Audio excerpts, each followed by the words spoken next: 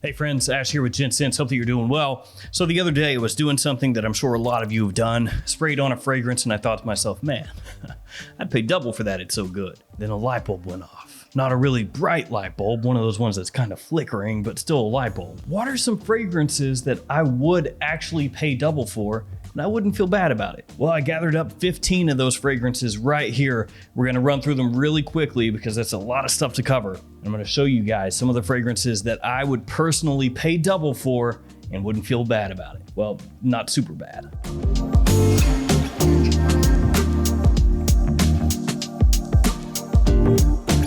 So this actually seemed a lot easier to do before I did it. I went with cheapies for the most part because doubling up on the price of a cheapie is a lot more attractive than doubling up on the cost of Sauvage Elixir. And with these fragrances, when I say I would pay double, keep in mind that's double the cost from discounters, not retail. Let's think big brain here. First up, KENZO Jungle. Love this fragrance. It throws me back a little bit. Reminds me vaguely of fragrances like Gucci Envy. This one is woodsy, fresh, and spicy. Tiniest little touch of sweetness in there, really well done. I thought for a long time this is one of the better cheap buys that you could make, especially if you're a fan of fragrances from a couple of decades ago with the gentlemanly, ever so slightly mature vibe with great versatility. KENZO Jungle is awesome. So yeah, this one, yeah, I'd pay double for it. Plus, if that one's ever discontinued and becomes hard to find, the price will skyrocket. That's what happens with KENZO stuff. We're gonna follow that one up with BURBERRY Brit Rhythm Intense. This one is actually, I think, one of the cheapest ones in this list, which is interesting because the quality here is pretty nice and it's got some notes you don't see all that often in designer fragrances for men,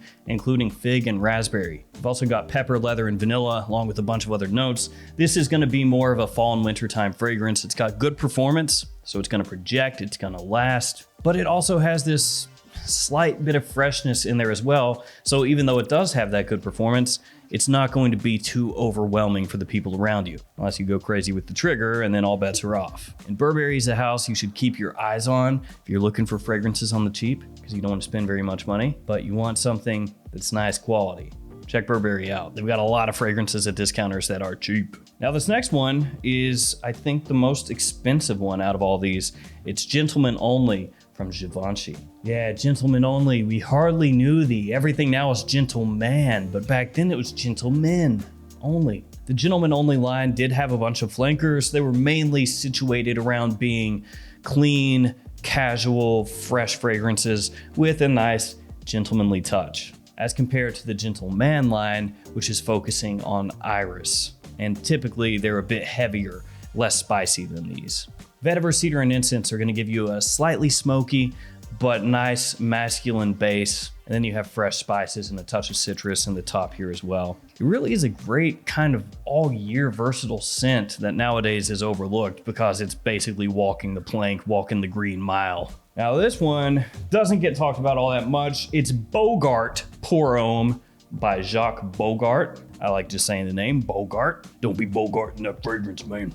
Atomizer on this is pretty nice, check it out.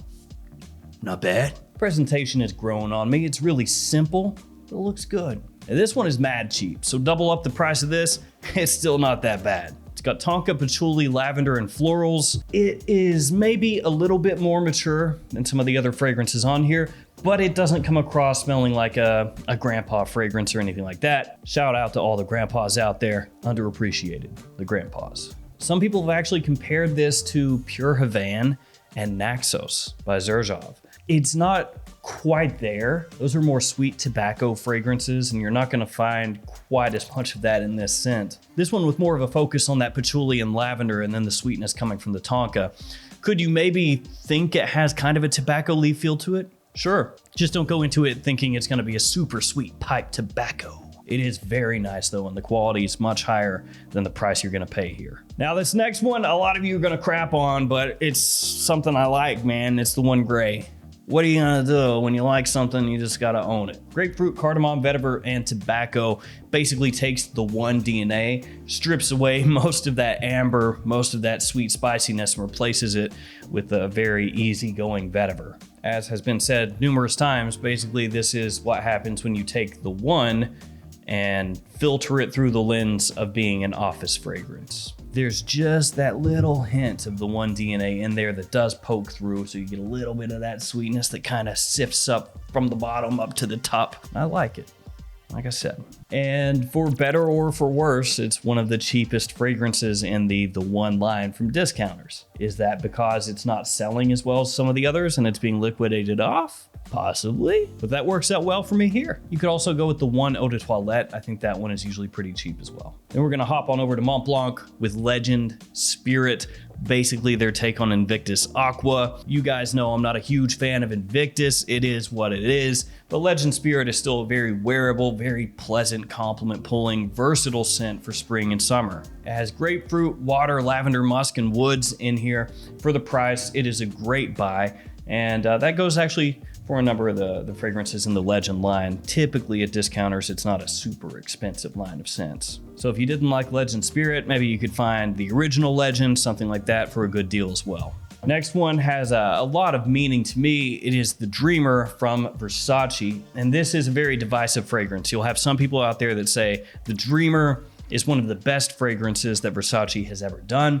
You'll also have people out there that say the Dreamer is complete crap and I hate it, but the bottle's kind of cool. Everybody's got to agree on that, right? This bottle, I like it. Got a little built-in atomizer at the top, Medusa on the front, looks classy. I feel like if this bottle didn't exist and this were released today, a lot of people would really be pumped about the look of this. It's got lavender, tobacco, rose, and tonka, some of the notes in the fragrance, and the opening here is what can get some people.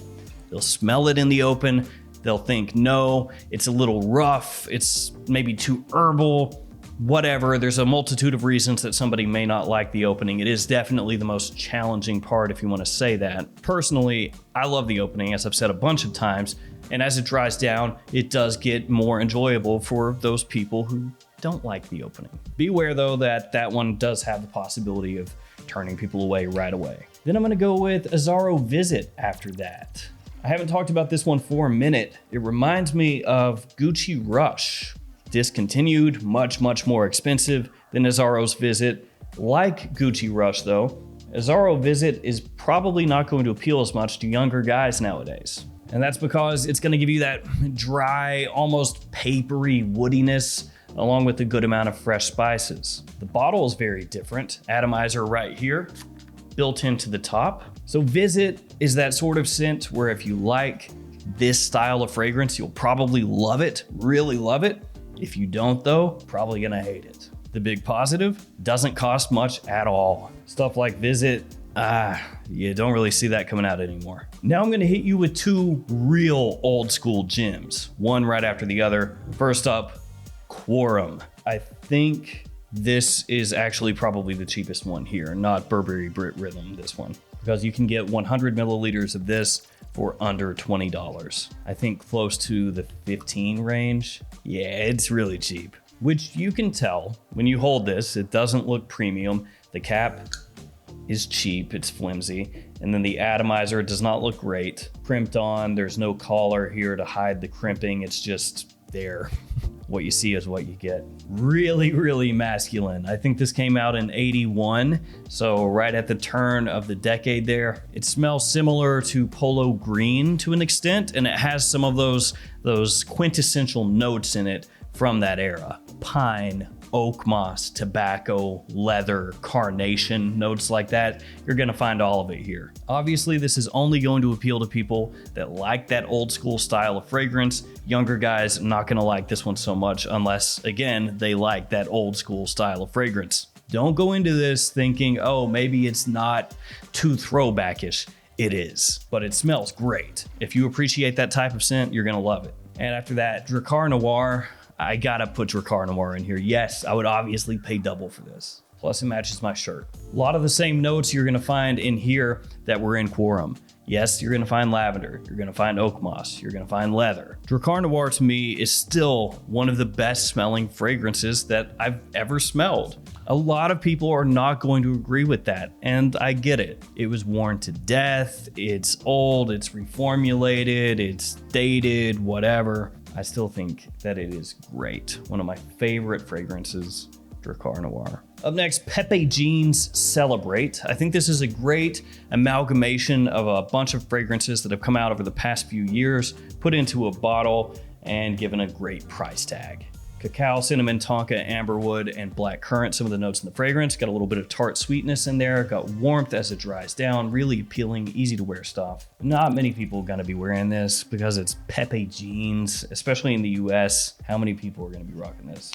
Like nobody. And that is reflected in the price. Even at full retail, I think that this is or was around 65, 70 US dollars. That wasn't a whole lot. And the Pepe Jeans line is another line that's worth checking out if you're on the hunt for cheapies, because the quality is typically pretty good with those. But not as good as this. This is real quality. Hommage à l'Homme from LALIQUE. Ooh, man. Ooh, this is so good. Violet, saffron, oud, pepper, and tonka, some of the notes in the fragrance. You would see that note breakdown and think it's gonna be really heavy, really dark, really funky. You know, you see the oud, saffron, violet, not sure how that's gonna mix together. Sometimes violet can come across smelling like petrol, depending on how it's used, or gasoline. But no, here it's smooth, like silky smooth. It's sweet, it's rich, just the right amount of density. It doesn't come across too heavy. It doesn't come across too sticky. Very gentlemanly, very classy. Quality here is insane for the price. From there, we're hopping on over to MIYAKE Low DC Intense. Now this is another one that matches my shirt. Oh no, that's not what I was gonna say. This is another one that can be a little bit divisive, especially in the opening, because this takes that yuzu from Low DC, which is much fresher than this one, and it interjects incense. Injects. So you have incense, nutmeg, and papyrus in here, and it's an interesting meeting of worlds. A very fresh side of Low DC meeting with this bit of a darker twist on the DNA. For some people, it works amazingly, and it's an absolutely killer entry in the Low DC line. And for other people, it's funky and they don't like it. In my experience, more people have liked this than disliked it, but I do think quality-wise and as far as the intrigue that the fragrance has for me, it's worth picking up at double the price because it goes for next to nothing. And now since Ferrari is doing so well in F1 this year, how about a Ferrari fragrance? Scuderia Ferrari Forte. This one has plum, pineapple, apple, cinnamon, and vanilla as some of the notes in the fragrance. Yeah, look at that note breakdown. Just all sweet, sweet, sweet, and a little bit of spicy, and a little more sweet. Great little change of pace fragrance for cooler weather. Really appealing, very inexpensive, good performance. There's a whole lot to like about this fragrance. One of the better ultra cheapies that you're gonna find from the house. And last but not least, we're gonna end it with Yop Wow. Cardamom, cashmere, vanilla, and tonka, some of the notes in the fragrance. And I should say that the last one, Pepe Jeans Celebrate, this one, Legend Spirit, Brit Rhythm Intense, all of those would be good for younger guys. Because I know a number of these fragrances, I said, oh, older guys probably gonna like this more. Younger guys can wear those ones. And also the one gray and gentlemen only, they could probably wear that too. Now this one smells a little bit similar to Carolina Herrera's CH Men, which for a time was hyper hyped. It's hard to remember now, but not too long ago, Carolina Herrera was getting so much love. Like everything they did, wow, Carolina Herrera crushed it again. CH Men got a lot of love. CH Privé got a lot of love. Carolina Herrera Chic got a little bit of love. And a bunch of their limited editions got love. Insignia got a good amount. Grand Tour got a good amount. They had it going on. Nowadays, it's Bad Boy, Bad Boy, Bad Boy, and really forgettable limited editions.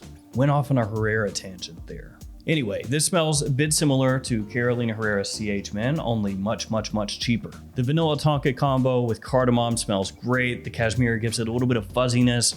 Nice, modern, warm, sweet, spicy scent. For the cost, I think it's worth it. And that's gonna wrap it up. 15 fragrances that I would buy even at double. As long as the double we're talking about is a discounted double, because then it's still less than full retail, even at double discounted prices.